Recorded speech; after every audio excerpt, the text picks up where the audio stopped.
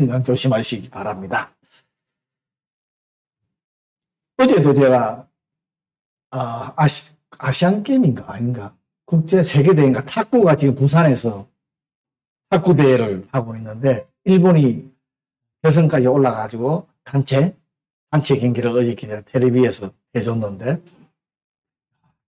중국이 계속해서 1등을 하지만은 일본이 어저께 이제 5명이 나와서 단체 경기니까 이제 세 개만 이기면 이제 금메달이고 그런데 첫 번에는 졌는데 두 번째는 이기고 세 번째도 이겼어요.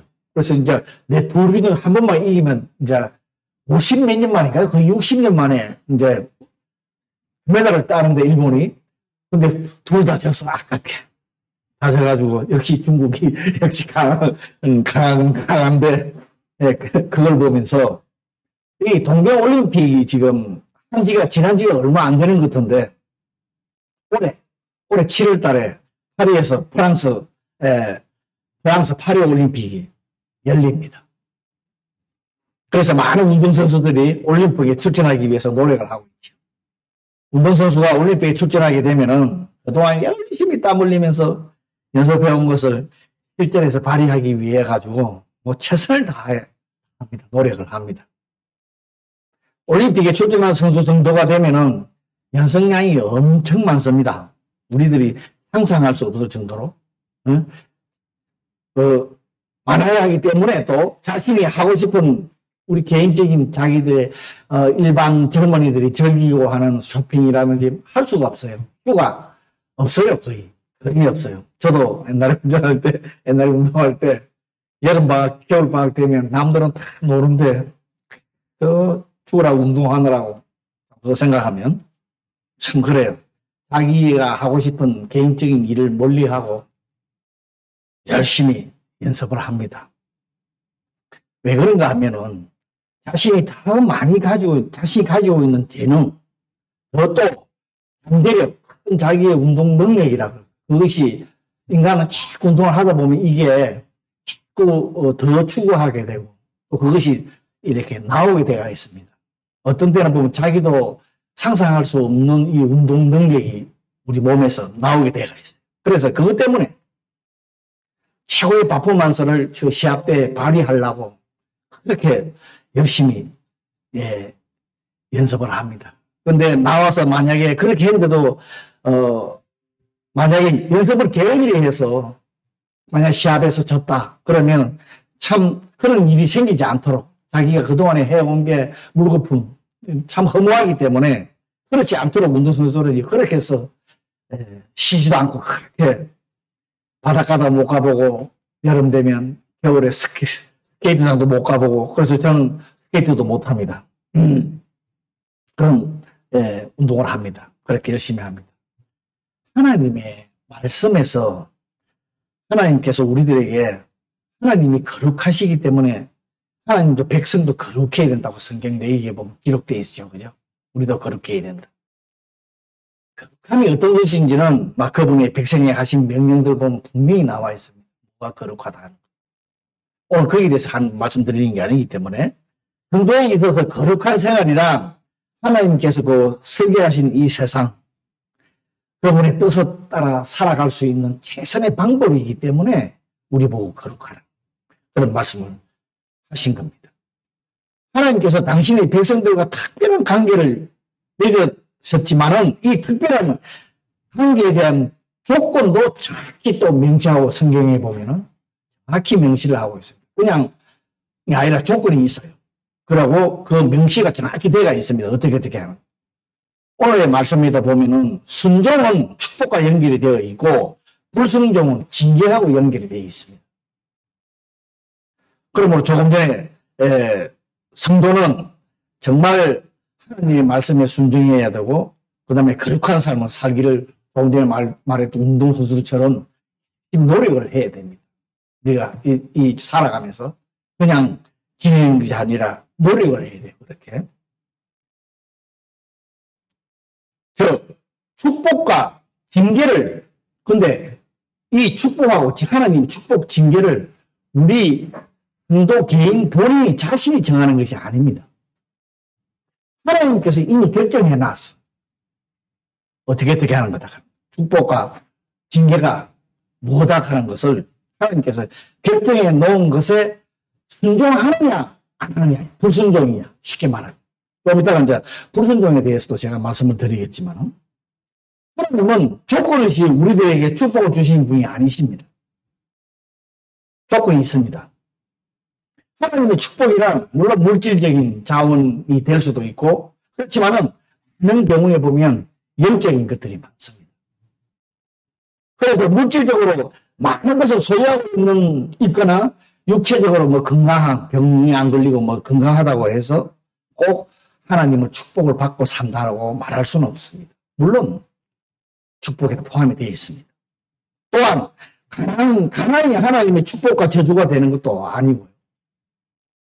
하나님의 축복의 중요한 표시는 하나님께서 그의 백성 가운데 항상 거하시며 몸의 건강 상태나 소유물 관계없이 우리들의 마음의 기쁨이라든지 평안이라든지 주시는 일이 되고 있어. 사실은 이제 영적인 일이지요. 하나님의 평강이야말로 순종하며 충성하는 당신의 백성들과 하나님 자신과의 함께 하시는 그 증거라고도 할 수가 있습니다. 이 참 평강. 여러분 예수 그리스도를 믿는 사람 마음에 평강이 없으면 안 돼요. 어떤 일이 있더라도. 내 인생의 삶은 어렵더라도 그 마음의 평강은 항상 가지고 계셔야 합니다. 그게 예수 믿는 사람의 증거입니다. 오늘 본문은 하나님께서 당신의 백성들에게 하신 약속의 말씀들이 분명하게 기록되어 있습니다. 이 약속의 말씀들은 개인적인 관계이기도 하고 또 완전히 삶 속에 살아가는 실제적인 면이 또 구체적으로 인간의 축복을 통틀어서 오늘 말씀하고 있는 부분인데 오늘 앞부분만 읽었는데 축복이에요. 그다음 뒷부분 14절부터 뒤에 보면은 이제 징계에 대한 쉽게 말하면 저주라고 심하게 말하면 이제 징계에 대한 것이 기록되어 있습니다. 그런데 우리가 주의해야 하는 것은 하나님의 약속들은 무슨 뭐라 그럴까 그냥 필수품처럼 내가 하고 싶으면 갖고 싫으면 안 갖고 이것이 아닙니다. 인간의 삶에서 기본적인 필요한 것들입니다. 물론 그런 것도 있습니다. 하나님의 약속에는 하나님의 백성들이 열심히 노력하며 성실하게 일할 것을 요구하고 있습니다. 하나님.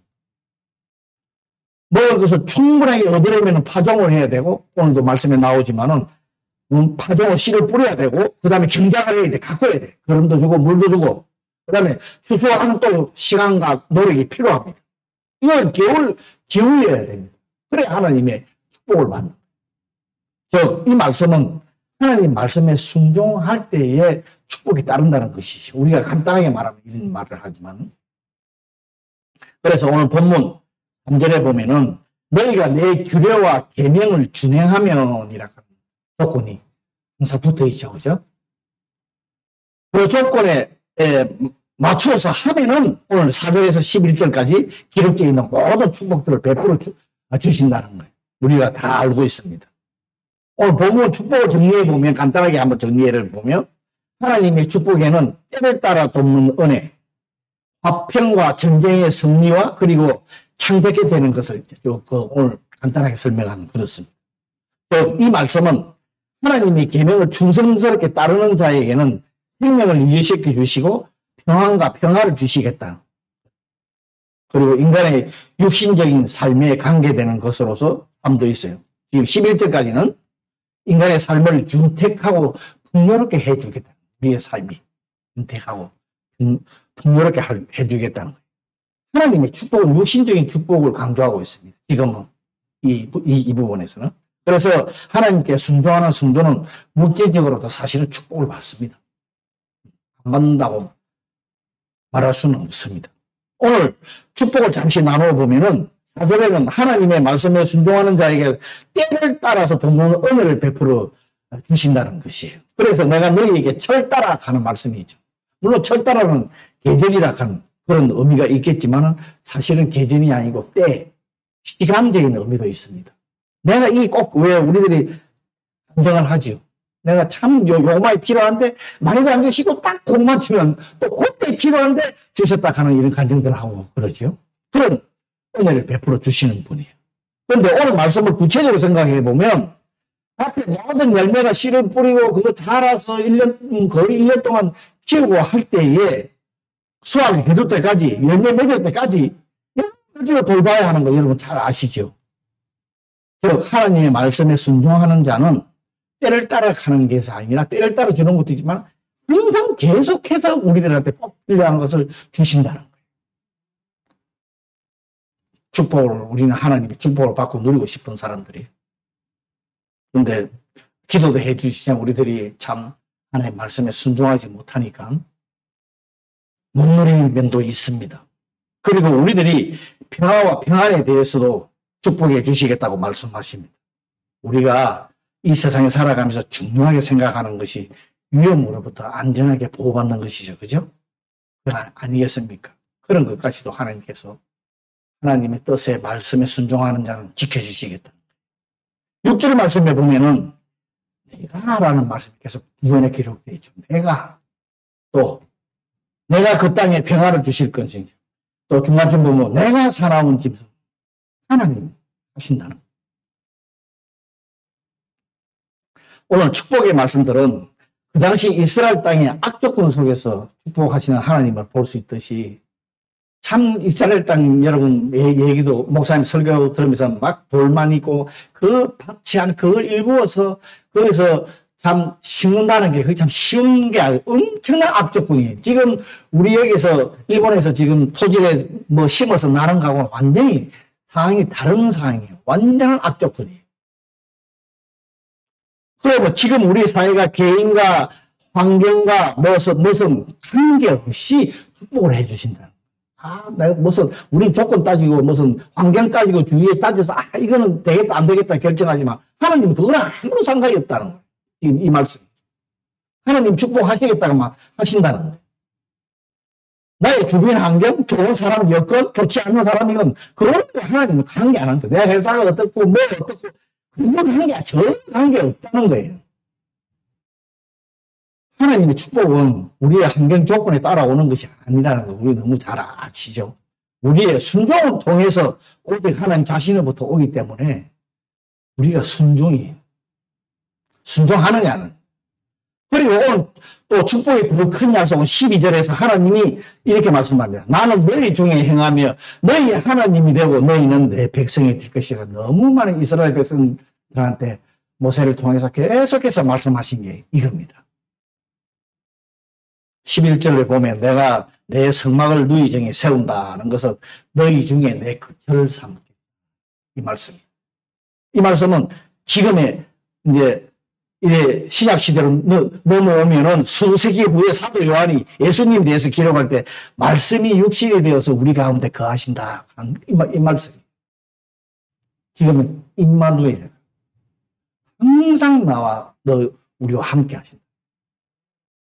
여러분, 우리를 향한 하나님의 사랑은 무조건적이지만은 우리가 예수 믿으면 하나님의 사랑은 무조건적으로 하지만 그렇다고 그분의 계명에 불순종하는데 축복을 해주시지는 않습니다.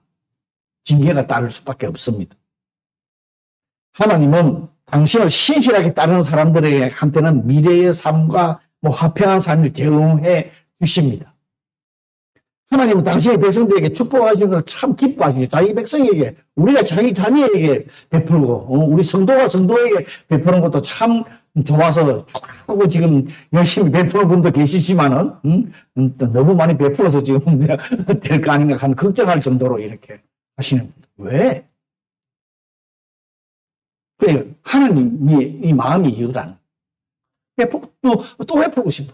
계속. 하나님 마음이 우리들한테 그겁니다. 하나님 말씀에 순종을 하면요. 그러나 하나님의 축복의 약속들은 요구나 조건 없이 주어지는 것이 아니라 조건이 있다. 그래서 오늘 약속에 보면 난 뭐 하면 아니면 그러면 항상 조건이 붙죠. 이러한 조건부 구절에 그래서 이것을 하나님은 거의 백성들에게 항상 이게 조건부가 붙어 있는 게요. 하나님은 우리 신실하신 하나님이라고 그러죠. 신실하신 찬양하는데 신실하신 하나님이라는 의미예요. 정확히. 순종하는 사람한테는 정확히 배워. 불순종하는 사람한테는 징계가 온다 하는 게 이게 신실하신 하나님의 의미입니다. 그래서 우리가 신실하신 하나님이라고. 우리가 하나님의 축복의 풍성함을 경험하는 일은 우리의 순종의 결과에 달려 있습니다. 그러므로 우리는 우리 주변 환경을 바라보며 남의 탓을 하거나 자신의 처지를 불평하면 안 됩니다. 자기 탓이. 하나님의 축복은 우리의 조건에 따라서 우리 스스로 얻을 수 있는 것이 아니지요. 여러분, 하나님과 나의 관계에서 온전한 교제가 나누며 그 하나님의 풍성한 축복을 받을 수 있는 요소, 오직 순종이에요. 동전에 앞면, 뒷면이 있습니다. 하나님의 약속의 말씀에 한 면은 축복이고 한 면은 징계예요. 쉽게 말하면 경고. 우리가 하나님의 말씀에 순종하면은 언약의 축복을 누릴 수 있지만 그 말씀에 순종하지 않는다면 징계와 징벌이 기다리고 있다. 하나님의 말씀에 불순종한다는 거예요. 그런데 불순종. 어린이들한테도 항상 똑같은 것을 이제 쉽게 해서 알기 쉽게 서로 대화를 나누는데 불순종이 뭘까? 여러분, 불순종이 뭘까? 순종은 알겠는데 자기는 불순종 안 한다고 생각하고 있어, 우리는. 왜? 내가 하나님 말씀 거부 안 하니까. 하나님 말씀 거부하는 건 완전히 불순종이죠. 오늘 이 불순종에 대해서는 14절 이후에 쭉 나옵니다. 거기에 보면 순종하지 않는 것, 그 다음에 준행하지 않는 것, 그 다음에 싫어하는 것, 하나님의 언약을 싫어하는 것이라고 기록되어 있어요. 14절 이후에. 여러분, 이스라엘 백성들이 하나님의 은혜로 애굽에서 종살이에서 벗어나서 구원을 받은 것, 오늘 보면 13절에 기록되어 있지만은 내가 너희의 멍에의 빗장을 부수고 너희를 바로 서서 걷게 하였다, 이 말씀이 있죠. 이 말씀이 지금의 우리는 이스라엘 백성들처럼 하나님의 은혜로 예수 그리스도를 통해서 우리의 죄인 그 멍에의 빗장을 부셔 주셨기 때문에 우리가 구원을 얻고 담대하게 하나님 앞에 나아갈 수 있는 것이 우리가 아니겠습니까? 이 말씀이 지금의 말씀을 하면 제가 좀 전에 말씀드린 이 말씀이에요. 그러므로 구원을 받은 성도들은 하나님의 언약의 말씀을 순종하고 준행해야 하는 자. 아니면 순종하고 준행하도록 노력을 해야 한다. 아까 지금 운동선수들 말씀드린 것처럼 이 청종이라 하는 말은 말씀하시는 대로 잘 듣고 따르는 것을 말하는 거예요.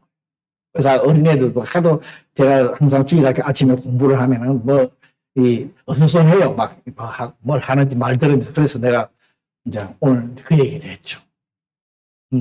학교가 머리에 가락 없는 사람이 너희들한테 얘기하는 것을 여러분이 잘 들어야 된다. 이거는 하나님의 말씀이다. 근데 안 듣고 딴짓하고 이 하는 것은 오늘 보면 불순종하는 거야. 교육 때 있다. 그러니까 전부 다 똑바로.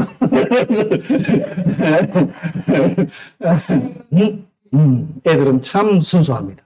그러면 또 그대로 따라해요. 그죠? 사무엘상 15장 22절에 보면 우리가 너무나도 잘 아는 유명한 말씀이 기록되어 있죠. 순종이 제사보다 낫고 듣는 것이 수양의 기름보다 낫다.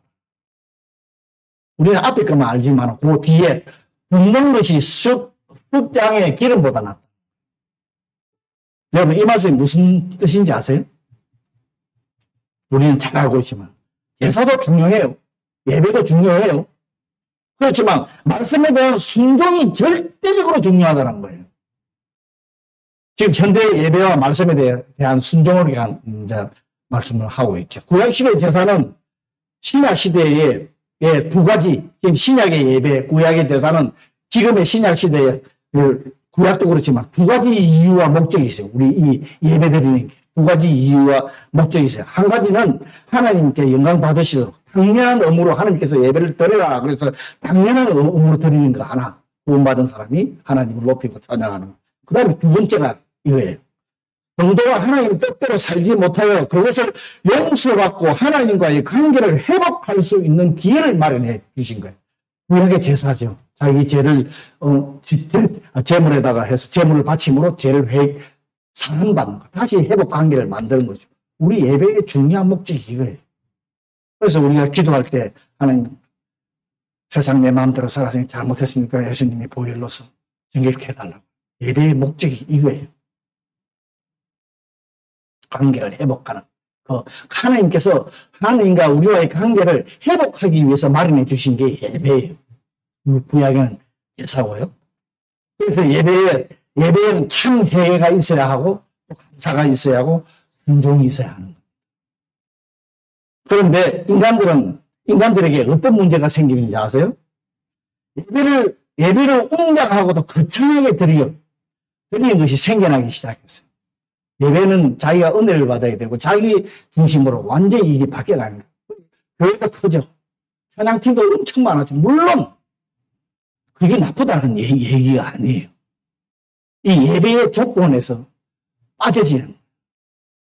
자기의 한 주간에 잘못된 걸 예배 시간에 와서 회개하고 용서받으려고 생각을 안 하고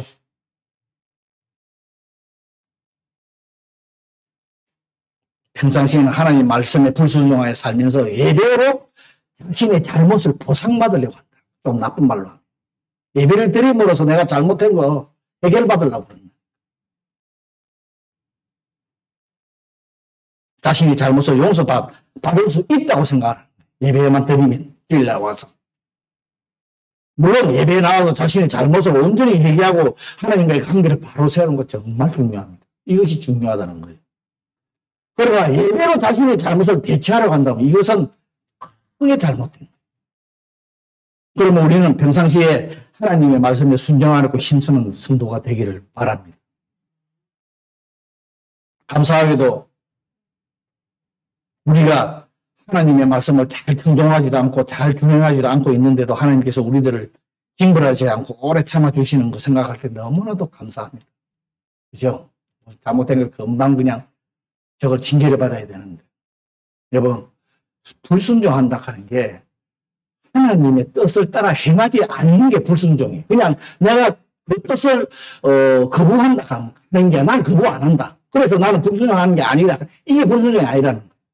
하나님 명시된 말씀에 내가 노력을 해야 되고 또 거기에 순종하려고 자꾸 이렇게 해야 하는 게 순종이지. 그걸 안 하면 불순종에 들어가는 것입니다.